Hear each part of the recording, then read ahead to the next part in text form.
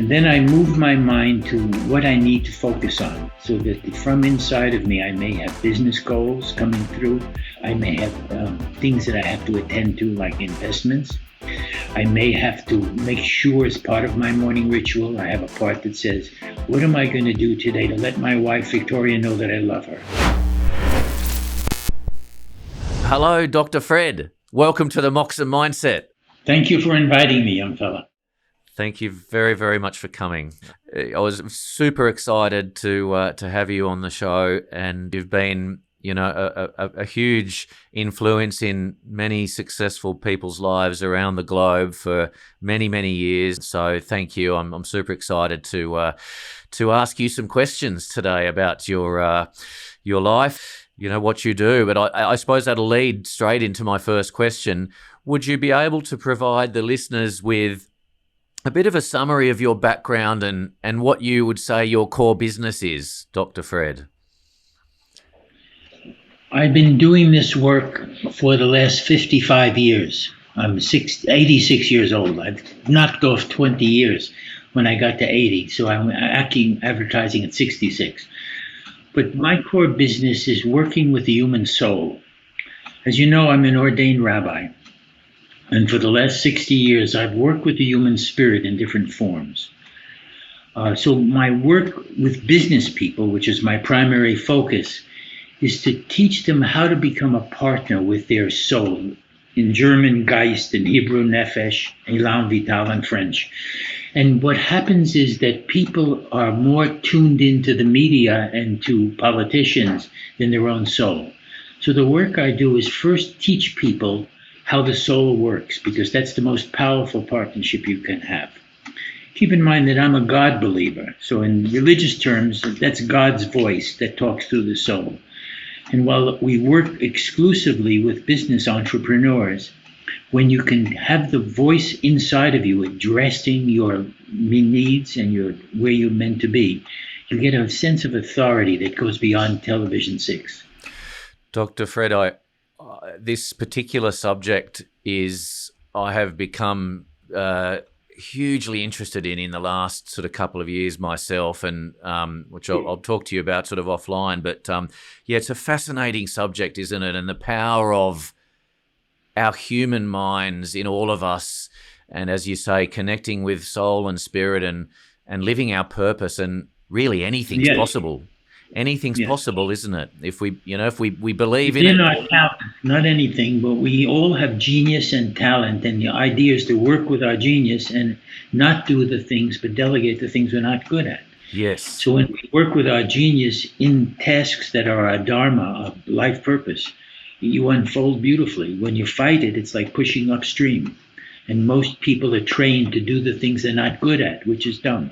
Yeah. You do the things you're good at and become a black belt. It's amazing. And at what age, so 55 years ago, Dr. Fred, when did you realise, was there a moment when you realised that you would be really interested in this subject? And how did it sort of come about for you?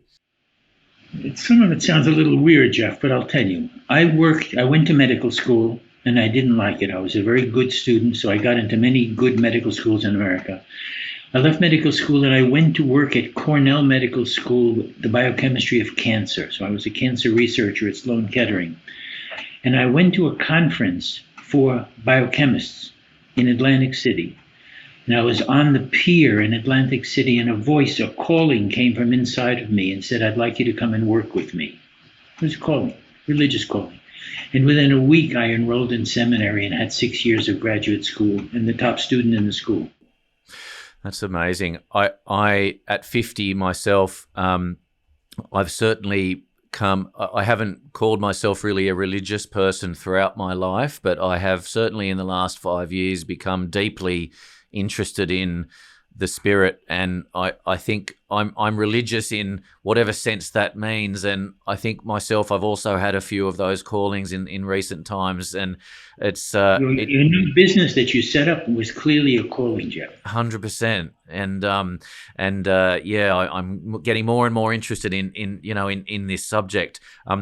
Could I ask Dr. Fred, with regards to, so I've got a lot of real estate agents that listen, for and you've teached and still teach and coach some of the biggest names in real estate here in Australia and around the world. What do you think is, from the most successful agents, how have you coached them into being the best at their craft? Is it a real estate thing, or is it a soul and purpose and sort of spirit type journey? Okay, I'll just touch it a bit. It's a complicated subject. I start with the soul, and I believe that people have destiny and a dharma, or a direction that they're meant to achieve while they're in life. I believe theologically that dharma or destiny was put in you before you were born, and you rediscover it with people like me, pulling it out of your unconscious and then putting it into a format where you actually implement it in the real world. So when I approach these top achievers, I start with looking for their areas of genius and talent and seeing what their overall purpose in life is. Yes. Many people talk about wanting to make more money, but more is a strange number. I prepare as some core beliefs as for them to consider. One, I want everyone to have between 10 and 25 million in assets within 10 years of working with me. I want them to be able to free themselves from having to earn money. Some people will need 50 million, some will be 100 million, but poverty sucks, and real estate is an area that allows you to create great wealth. Yes. So I like people to focus on business as a way of creating wealth, which means buying assets, which means freeing yourself from having to have wealth, because the wealth comes from your assets. Yes. And then after you've done that, you have a chance to live your life. Yes. I personally plan to live to 120. I'm 86 now. And my purpose is to have freed myself 20 or 30 years ago from having to earn money for a living by having enough. And real estate is one of those careers that allows you to have enough money if you do dollar productive and the things that allow you to make money. Yes. And it really is amazing when they follow the formulas of dollar productive behavior, ideal days and formats, and taking holidays and making sure that they have staff and assistants and that everyone is held accountable. The numbers are astronomical in terms of wealth creation.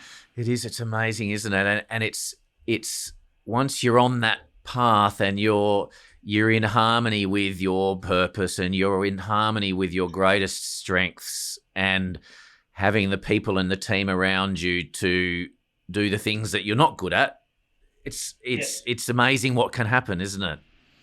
As long as you have them supervised, not by you, your job is to be dollar productive, but having competent people supervising and holding them accountable to lead generation and the ancillary things that allow you to be successful. Is real estate, that's your core field, Dr. Fred? Do you? And I know obviously my cousin that you've done a lot of work with, who's not a real estate agent, and have you done work sort of outside of the real estate industry as well, or is real estate your main? I work with entrepreneurial businesses, Jeff. I work with real estate, insurance, finance, banking, yes, medical practices, law practices. Yep. I work with people who can control their income if they choose to. Yes, awesome. So I was one of the pretty faces for the car business for many years in America, but I've been based in New Zealand for the last 30 or 40 years now. Yes, and so you're. Yeah, and so you're in industries. It's interesting. They're all industries where really the sky's the limit. If you get in harmony with what you're here on this earth to do, and with some guidance, then it's just amazing what people can achieve. And I'm equally fascinated in all of this. You've written a number of books, Dr. Fred. Can you tell me? I don't know if this is hard for you to answer, but do you have a favorite, and why, if you were to have a? Black Belt of the Mind, Jeff, and it's in one book. It covers all the major concepts that I teach. Which book was that? Sorry, it's called Black Belt of the Mind. Oh, that's my book, and it carries about 150 key concepts for this way of doing things. One, I ask people to take on morning and evening rituals to get in touch with their dharma or their destiny from inside. So by just like you get email and voicemail, you also get what I call soul mail on a daily basis with I meditations. love it.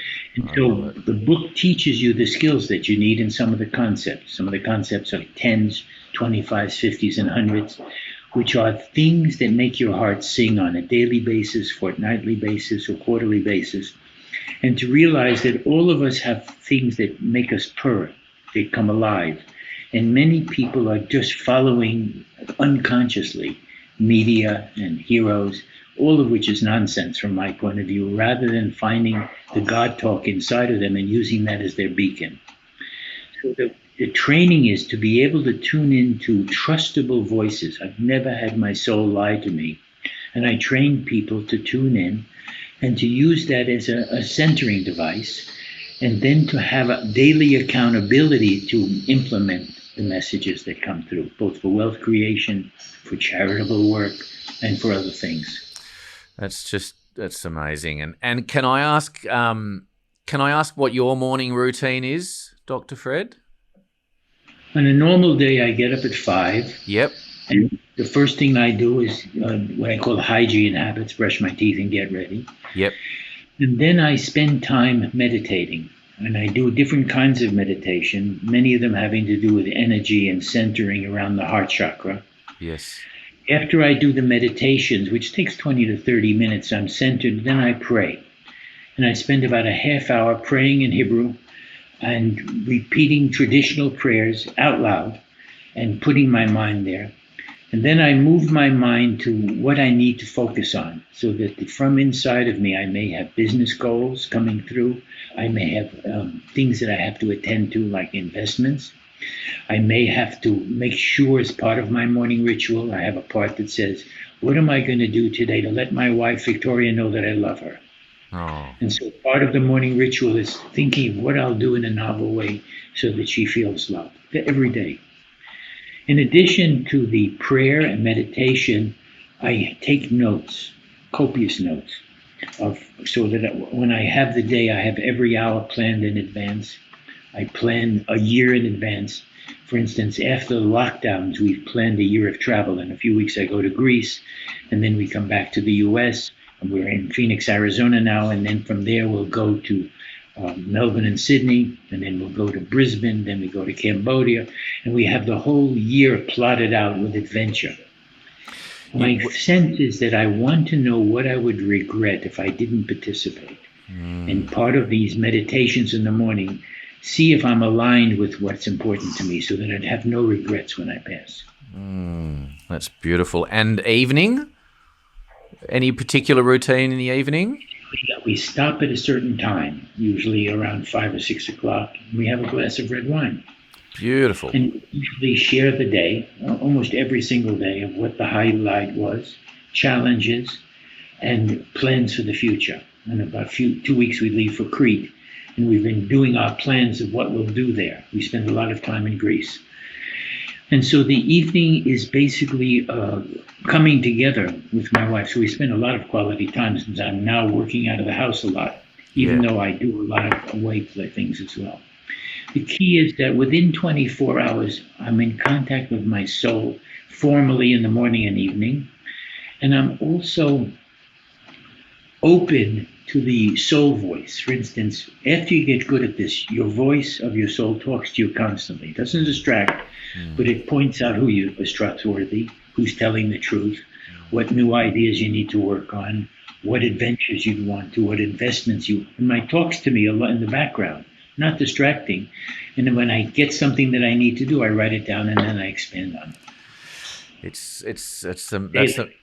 Yeah, that's awesome. And everyone, all successful people talk of, morning and evening routine. So I was very interested to ask you that question. And a bit of a side question to that. So I had for people that, might have hear that inner voice and not sure as to whether that's the right voice or it's is it the right decision or the wrong decision. As an example, yesterday I was very excited about some big decisions I was going to make in the business, which have some big financial commitments. And this morning I woke up And I felt more nervous about those decisions than excited. And then I also did my morning routine and read and studied and a lot of very similar subjects to what you talk of. And then it got me back on track and I was excited again about it, which was a really interesting transformation for me once I centered my mind on my main goal that I'm trying to achieve and reading some particular sort of study that I like to read about purpose. And it was really interesting seeing my shift. So Excellent. That's a black belt approach, right. where your mind is adjusted to the context, and it works. And the next stage is to do the investment and to see that it works. Because if you're working properly, your voice is preparing you for the things you need to watch out for, and where to be cautious.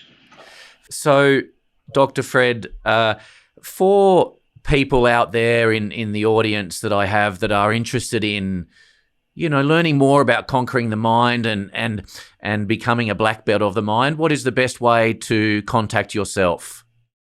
The best thing would be to go to my website, Dr. Fred Grosse, PhD.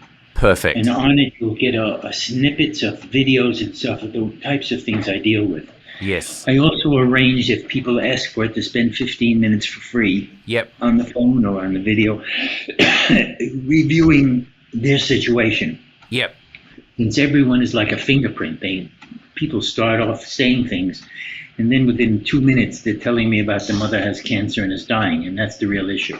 Yeah. So I have to, if I get a chance to talk with them, I can find out where the question is coming from. When we spoke a couple of weeks ago, you said something that was interesting.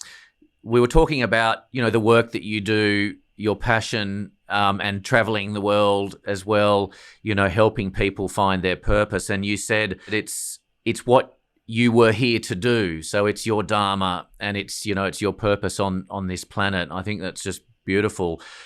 For those that are curious about that, what's a way that they can do some digging for themselves on trying to get in touch with that? I mean, there's a lot of out there, there's the books like Simon Sinek, Find Your Why, and it's a real buzzword, people finding their why these days. What can you sort of recommend for people that wanting to sort of try and get in touch with that side of themselves? They're going to need a real teacher. All of these buzzwords put people in their intellect.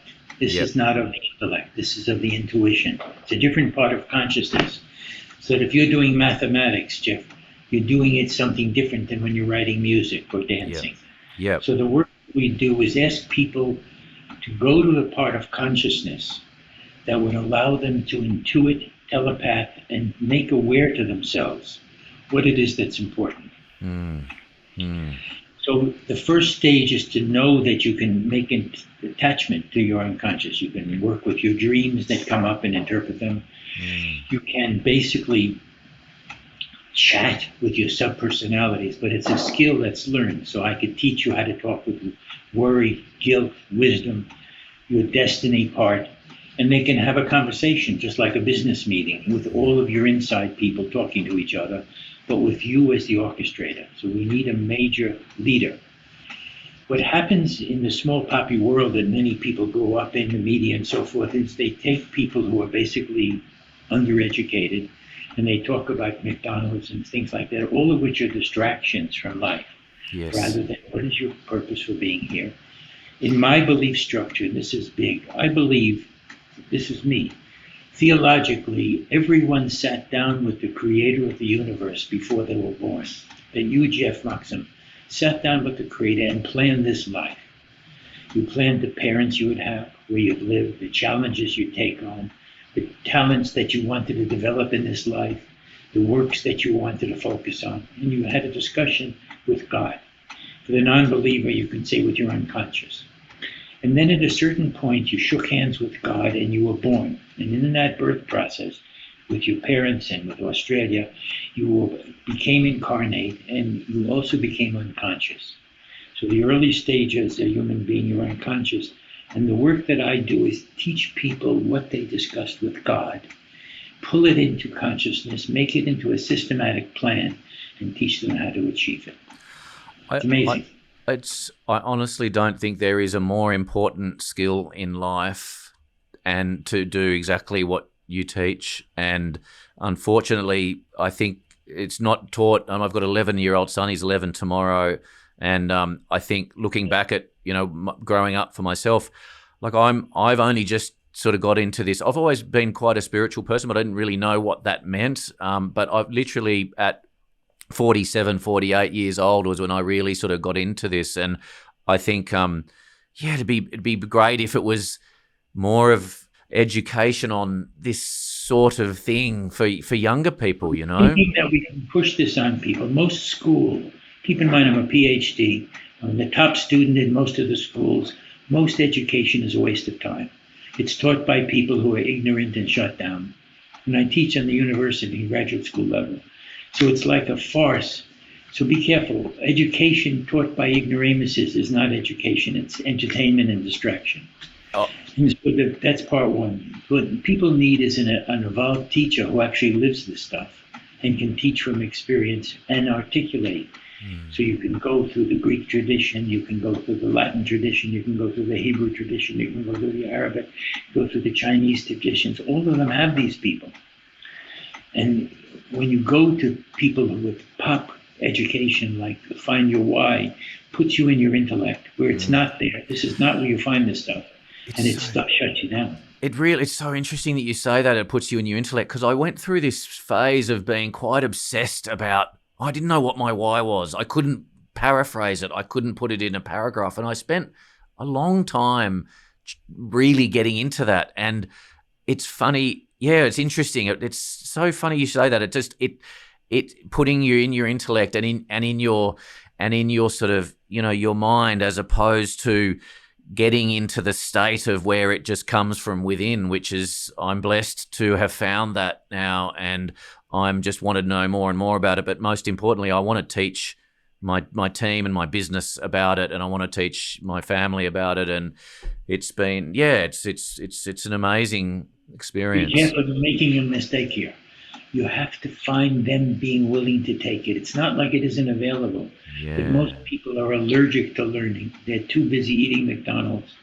So be careful if you push, which is excellent teaching, on people who would rather watch television or football, because all they do is get angry at you. I need you to find people who will take in your wisdom and benefit from it. Otherwise, it becomes a tug of war. That is definitely a big answer to a question I've had in my mind of, that's huge. So thank you, because that's just answered a big question. I'll give you just one more on this. When I speak to a large audience, so I'm speaking at a real estate conference, might be 5,000 to 10,000 people, I talk this way, and I tell the people who are not interested to leave because they're wasting their time, to go get popcorn and to walk around and play games. And for those of you who find what I'm saying interesting, come to the front rows. And I usually get 50 or 100 out of 1,000 or 2,000. And I've culled my crowd right there. And then we get some real stuff. That's so good. Oh, I love it. Efficiency. Efficient crowd efficiency. Well, otherwise, it's very frustrating. The other people don't want this. They're imposed upon. They get pissed off. Yeah, and I suppose, look, everyone's on their own journey, aren't they? And it's So we have to teach them to want a journey or to discover it, which you can do. Yes, yeah, that's my quest at the moment, and I think and will be for the rest of my life. So next question, self-belief, so important for success, and along the lines of what we're talking about, people finding their dharma and finding what they're really good at and having that confidence within themselves that just oozes out of them, and when they find that and they're doing their best, it's that people are just unstoppable. For people that don't have great self-belief for whatever reason, and I think we've all been there, how do you work with people, Dr. Fred, to strengthen their self-belief?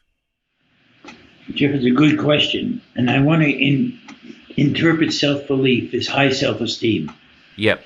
In my life, my Fredness, I believe that I'm a gift to people as a teacher. So you could say that's high self-esteem, but I actually believe that I'm representing the Creator, and I'm teaching people their destiny and their bigger purpose in life. I'm teaching them how to become extremely wealthy and what to do with money.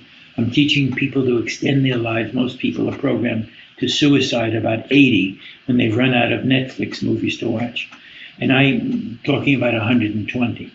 So the first stage is to realize and teach people that inside them is their genius, their dharma, and their destiny. And until they start looking for it, they won't find it. And what I would be doing with them is to start finding out when they feel alive and glowing, when they get a sense, like falling in love. So you can fall in love with an idea. When I married my wife, Victoria, we're married 35 years now, I walked into a seminar in Auckland. We looked at each other and we decided to marry before we spoke.